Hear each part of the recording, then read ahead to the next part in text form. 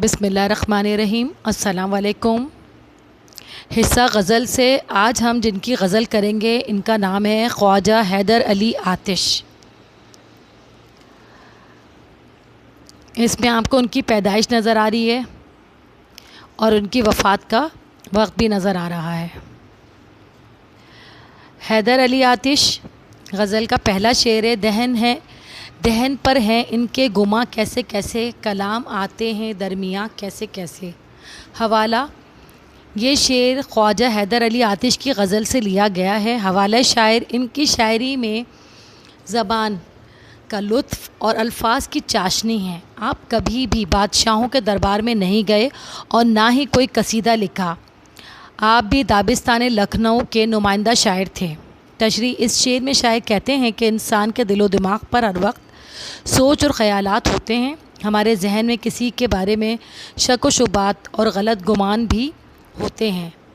हम इनसे तस्दीक़ नहीं करते बल्कि इनको पालते रहते हैं। फिर वो हमारी ज़बानों से एक दिन निकल जाते हैं जिससे बात बिगड़ जाती है। कई मरतबा तो हम मुनाफ़क़त से काम लेते हैं। किसी के बारे में अगर गलत गुमान हो तो हमें लाजमी इससे तस्दीक़ करनी चाहिए, मगर हम दूसरों को अपने ख़यालात के बारे में मालूम होने नहीं देते। शेर नंबर 2, ज़मीन चमन खिलाती है क्या क्या, बदलता है रंग आसमां कैसे कैसे।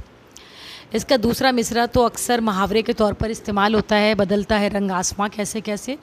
यहाँ मैं हवाला और हवाला शायर नहीं कहूँगी बल्कि डायरेक्ट तशरीह की, ताकि एक दफ़ा मैं आपको ये दे चुकी हूँ। इस शेर में शायर कहते हैं कि जिस तरह गुलशन की ज़मीन में तरह तरह के फूल खिलते हैं, इसी तरह ज़मीन में भी रोज़ाना नए वाक़यात होते हैं, लेकिन हर चीज़ अल्लाह के ताबे है। एक पत्ता भी अल्लाह के हुक्म के बग़ैर नहीं हिल सकता। दुनिया में इंसान रहकर जितने भी चाहे मंसूबे बना ले, जितने भी चाहे इरादे कर ले, मगर वो आसमान से तारे तोड़ लाएगा, लेकिन होता वही है जो अल्लाह चाहता है। जब आसमान वाला इरादा करता है तो वो काम हो जाता है। यानी जिस तरह चाहे अल्लाह अपने रंग बदलता है और जिसे चाहे इज़्ज़त दे और जिसे चाहे ज़िल्लत से नवाज दे। शेर नंबर 3, न गोर सिकंदर ना है कब्र दारा, मिटे नामियों के निशां कैसे कैसे।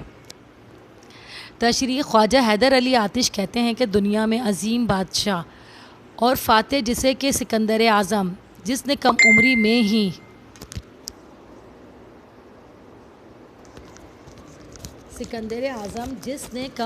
में ही तकरीबन आधी दुनिया फ़तह कर ली थी। ईरान के मशहूर बादशाह दारा, जिसकी फतूहात बहुत ज़्यादा थी, मगर अब इन दोनों की क़ब्रों के निशानात भी बाकी नहीं हैं।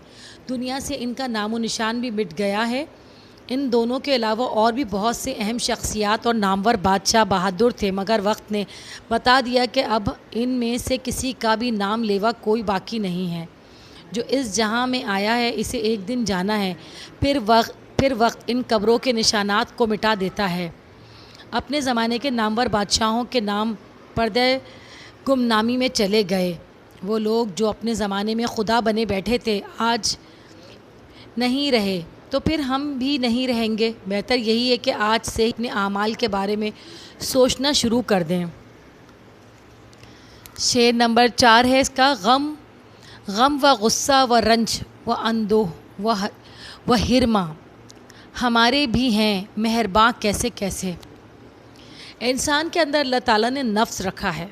अगर इंसान अपने नफ्स को काबू में ना रखे तो वो राह रास्त से भटक जाता है। कुरान व हदीस नफ्स को काबू में रखने पर बहुत ज़ोर दिया गया है। नफ्स बहुत सी बशरी कमज़ोरियों और ख़ामियों को खुशनुमा बनाकर दिखाता है, जैसे कि गम, गुस्सा, दुख, दर्द, लालच, हिर्स, बदगुमानी, गीबत वग़ैरह। अगर हम अपने नफ्स के कहने पर चलेंगे तो एक दिन अल्लाह के रास्ते से बहुत दूर हो जाएंगे और ये हमारे किरदार को कमज़ोर कर देगी। ये ख़ामियाँ दुनिया में सांप की तरह डस लेंगी। इसीलिए ख्वाजा हैदर अली आतिश इन ख़ामियों की तरफ इशारा करते हुए कहते हैं कि हमारी अना परस्ती का ये नामेहरबान, जिसे हम मेहरबान समझते हैं, हमको आखिरत में अल्लाह ताला के आगे शर्मसार कर देगा।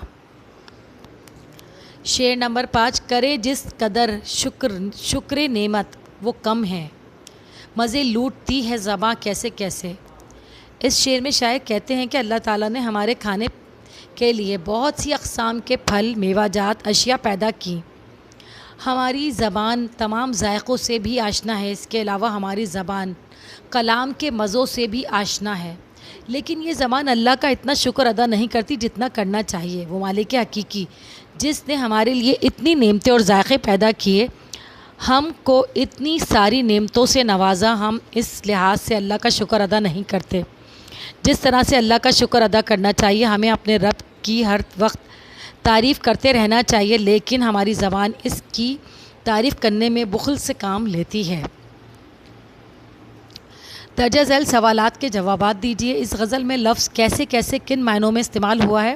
اس غزل میں لفظ کیسے کیسے کی بہت سے طرح کے بڑے کے معنی میں استعمال ہوتا ہے، یعنی کہ کہیں پر یہ بہت سے کے طور پہ استعمال ہوا ہے، کہیں پہ طرح کے، اور کہیں بڑے کے طور پر یہ کے معنوں میں یہ استعمال ہوا ہے۔ اس غزل میں استعمال ہونے والے محاورات یہ ہیں: آسمان کا رنگ بدلنا، گل کھلانا، نام مٹنا، مزے لوٹنا۔ سوال نمبر 3، اس غزل میں صنعت تکرار کے لیے کون سے لفظ آئے ہیں؟ اس غزل میں صنعت تکرار کے لیے کیسے کیسے کے لفظ آئے ہیں؟ غزل کے قافیہ اور ردیف کے الفاظ کون سے ہیں؟ قافیہ ہے گما، درمیاں، آسماں، نشاں، مہرباں، زباں، یہ قافیے ہیں۔ ردیف صرف اس میں وہی ہے کیسے کیسے۔ درجہ ذیل جوابات میں سے درست جوابات پر نشان لگائیے۔ لفظ آتش کے لغوی معنی ہیں آگ۔ پہلے شعر میں لفظ کلام کے معنی ہیں خیال۔ لفظ گل کھلانا قواعد کے لحاظ سے ہے محاورہ۔ لفظ اندوہ کے معنی ہیں غم، اندوناک غم ہوتا ہے نا، اسی اندو۔ خالی جگہ پر درست الفاظ سے پر کیجئے۔ تو دیکھیے یہ وہی اشعار ہیں جو اس کے اندر دیے گئے ہیں۔